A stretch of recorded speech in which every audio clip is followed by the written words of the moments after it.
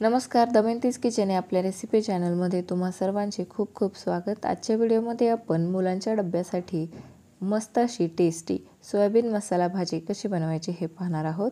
Video आवडला तर like करा आणि चॅनलला जरूर सबस्क्राइब करा। चला तर मग रेसिपीला सुरुवात करूया। तर सोयाबीनची भाजी बनवण्यासाठी सर्वप्रथम आपल्याला सोयाबीन भिजत घालायचे। त्यासाठी एका पातेल्यामध्ये 3 ग्लास किंवा 2 ग्लास पाणी घालून ते गॅसवर व्यवस्थित असं गरम करायचं आहे। नंतर याच्यामध्ये पोहे खाण्याच्या चमच्याने अर्धा चमचा चवीनुसार मीठ घालायचे आणि पाण्यामध्ये व्यवस्थित मिक्स करायचे। पाणी थोडं गरम झाल्यानंतर गॅसची फ्लेम बंद करायची आणि हे पाणी खाली उतरून घ्यायचे। नंतर आपल्याला या पाण्यामध्ये सोया चंक्स भिजत घालायचे। त्यासाठी इथे मी 2 वाटी सोया चंक्स घेतलेले आहेत। तुम्हाला जेवढ्या प्रमाणामध्ये सोयाची भाजी बनवायची तेवढे तुम्ही चंक्स याच्यामध्ये घाला। तर इथे मी 2 वाटी सोया चंक्स घेतलेले आहेत। इथे मी 3 ते 4 लोकांसाठी ही भाजी बनवलेली आहे। आता आपल्याला हे सोया चंक्स याच्यामध्ये चमच्याने व्यवस्थित मिक्स करायचे आहेत आणि झाकण ठेवून 10 ते 15 मिनिटं व्यवस्थित असे भिजवून घ्यायचे आहेत। तर सोया चंक्स भिजत आहेत तोपर्यंत आपण मसाला बनवू। त्यासाठी एका कढईमध्ये 1 डाव तेल किंवा 2 टेबलस्पून तेल घालायचं। तेल तुम्ही आवडीनुसार कमी देखील घालू शकता। नंतर याच्यामध्ये तेल गरम झाल्यानंतर 1 छोटा चमचा जिरे घालायचे आणि याच्यामध्ये 3 मध्यम आकाराचे कांदे उभे किंवा असे आडवे चिरून व्यवस्थित असे परतून घ्यायचे। तर मी 3 मध्यम आकाराचे कांदे तेलामध्ये घातलेले आहेत। हे आपल्याला मीडियम टू हाय हीटवर कांदा चांगला मऊ होईपर्यंत परतवायचा आहे। तर कांदा आपला 1-2-3 मिनिटांनंतर छान असा मऊ होतो। त्याच्यानंतर आपल्याला टोमॅटो घालायचा आहे। तर 1 मोठा आकाराचा टोमॅटो आपल्याला याच्यामध्ये कट करून घालायचा आहे। तर कांदा आपला व्यवस्थित परतलेला आहे। आता आपण याच्यामध्ये टोमॅटो देखील घालून घेऊया। तर आपली ग्रेव्ही छान होण्यासाठी याच्यामध्ये आपण 10 ते 12 काजू देखील घालायचे आहे। तर इथे मी 10-15 काजू याच्यामध्ये घातलेले आहेत। जर तुम्हाला काजू स्किप करायचे असतील तर तुम्ही करू शकता। याऐवजी तुम्ही काजू नसतील तर खोबरं देखील बारीक करून मिक्सरला अर्धी वाटी एवढं घालू शकता।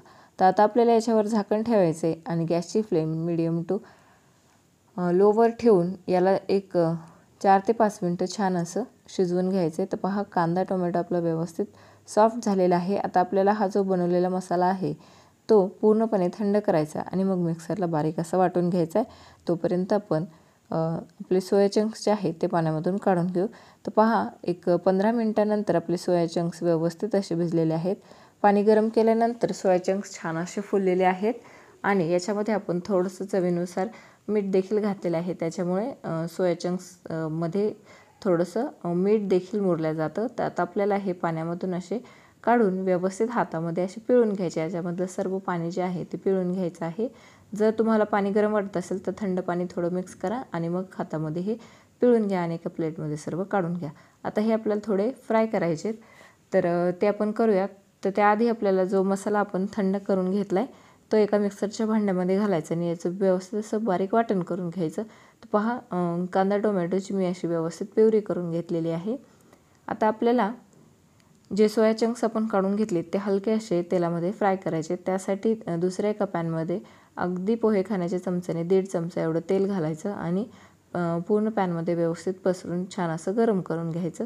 गॅसची फ्लेम हाय टू मिडियममध्ये ठेवायची आणि जे सोया चंक्स आपण प्लेटमध्ये काढून घेतले ते हलके असे फ्राय करून घ्यायचे।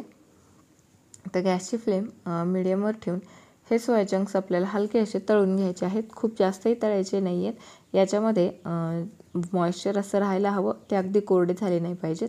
तर इथे मी याला 1-1.5 मिनटं मीडियम फ्लेमवर छान असं तेलामध्ये परतवून घेतलं आहे। याचा हलका असा रंग बदललेला दिसला की गॅसची फ्लेम बंद करायची आणि सोया चंक्स जे आहेत ते दुसऱ्या एखाद्या प्लेटमध्ये काढून घ्यायचे किंवा तुम्ही या पॅनमध्ये करणार नसाल तर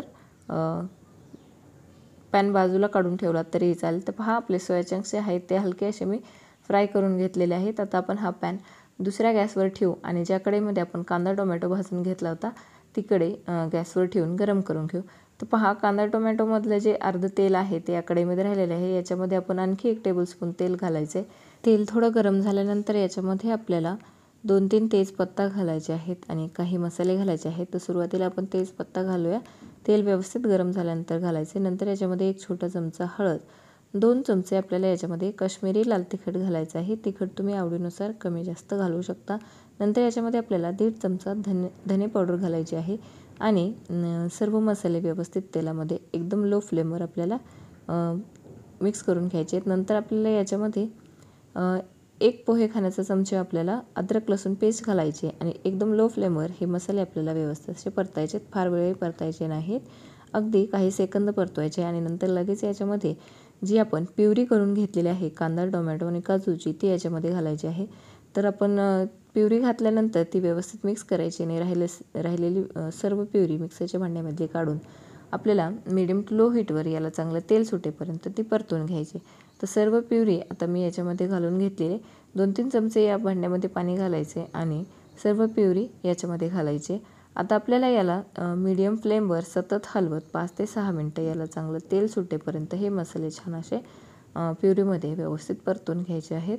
तर पहा याला मी ओपन ठेवूनच 5 ते 6 मिनटं सतत हलवत असं छान परतवून घेतले. तर पहा 5 ते 6 मिनटानंतर याला छान असं तेल सुटलेलं आहे. मसाले आपले व्यवस्थित याच्यामधले परतलेले आहेत आणि प्युरी देखील आपली छान परतलेली आहे. तर आता आपल्याला याच्यामध्ये अर्धा ग्लास किंवा आवश्यकतेनुसार पाणी घालायचे. तर इथे अर्धा ग्लास पाणी पुरेसं आहे. आता आपण हे व्यवस्थित मिक्स करू आणि याच्यामध्ये आणखी काही मसाले घालू. गॅसची फ्लेम मीडियम टू लोवर ठेवायची आणि याच्यामध्ये अर्धा छोटा चमचा गरम मसाला घालायचा आहे. 1 पोहे खाण्याचा चमचा आपल्याला याच्यामध्ये कसुरी मेथी घालायची आहे आणि चवीनुसार अर्धा चमचा पोहे खाण्याचा मीठ घालायचं आहे. मीठ आपण सोयाबीन भिजवताना देखील घातलं होतं, त्याच्यामुळे मीठ आपल्याला चवीनुसारच घालायचं आहे, खूप जास्त एकदाच घालायचं नाही. आवश्यक असेल तर आपण मागून देखील घालू शकतो. तर आता मीडियम टू लो हीटवर हे मसाले आपल्याला याच्यामध्ये व्यवस्थित मिक्स करून घ्यायचे आहेत आणि जे सोया चंक्स आपण फ्राय करून घेतले ते याच्यामध्ये मिक्स करून याला व्यवस्थित असं मसाल्यामध्ये मिक्स करायचं आहे. तर गॅसची फ्लेम मीडियम टू लोवर ठेवायची आणि सोयाबीन याच्यामध्ये ग्रेव्हीमध्ये व्यवस्थित असं मिक्स करायचं आहे. गॅसची फ्लेम लोवर करायची आहे आणि याला एक 5 मिनटं झाकण ठेवून छान असं शिजवून घ्यायचं आहे. तर आपण याच्यावर एखादं झाकणी ठेवून याला 5 मिनटं झाकून ठेवू. तर पहा मस्त आपले सोयाबीन छान फुललेले आहेत आणि ग्रेव्हीला देखील छान तेल सुटलेलं आहे. थंड झाल्यानंतर याला आणखीन छान रंग येतो. तर आता आपली ग्रेव्ही जी आहे किंवा सोयाबीन मसाला आहे तो बनवून तयार आहे. याच्यावर थोडीशी आपण कोथिंबीर घालूया. तुम्ही ही रोटी किंवा पोळीसोबत सर्व करू शकता. करायला अगदी सोपी आहे आणि अगदी मस्त टेस्टी होते. तर मुलांच्या डब्यासाठी या पद्धतीने सोयाबीन मसाला भाजी किंवा सोयाबीन मसाला नक्की करून पहा. रेसिपी आवडल्यास दमयंतीज किचन या आपल्या रेसिपी चॅनलला लाईक आणि सबस्क्राईब करायला विसरू नका. माझ्या रेसिपीचे सर्व अपडेट्स तुम्हाला भेटण्यासाठी बेल आयकॉनचे बटन नक्की प्रेस करा. भेटूयात पुढच्या रेसिपीसोबत. धन्यवाद.